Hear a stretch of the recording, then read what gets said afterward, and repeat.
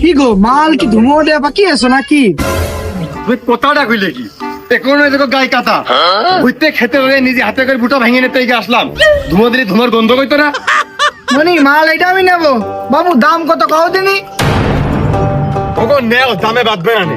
তোমরা ব্যবসায়িক চেনো নি বাপু। না বাবু তুমি দামটা কও, নিয়ে আমার তাহলেই নেবো। ওগো নেও দিনই দামে বাঁধবে না নি, দেখি। তুমি আসলে বিটা তরমুজ চেনো, ভালো মালটাই হাতে ধরেছো তুমি। এইটে নেও, বৌদির কাস্টমার লসাই হবে না, 300 টাকা দিবা।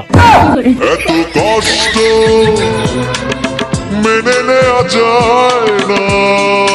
এখনো মানুষের গলা মুখ ঠিক মতো শুকিয়ে পারেনি তো, ওই জন্য মনের মধ্যে কম চাইছে, বেশি চাওয়া হয়ে গেছে মনে হয়। ওগো ওই তোমার চা মনে হয় চাচা খাওয়ানো হবে না গো। আচ্ছা, তোমার দোকানের সামনে একটা মালও দেখতে পারিনি, এতে পয়সা না লোক নেই।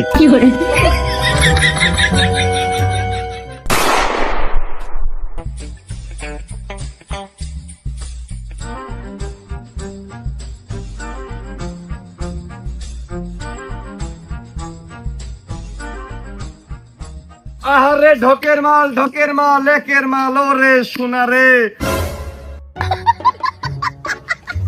এই দেই খেলন বাইসালন 300ই হবে একের মাল, জিনিস যেইটে ধরবো মামা ভিতরে হবে লালে লাল।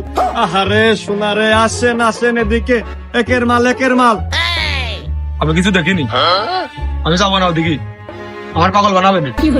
ওই যেটা আমি ধরবেন সেটাই হবে না সাদা, আর বাদ বাকি গুলো হবেন লাল।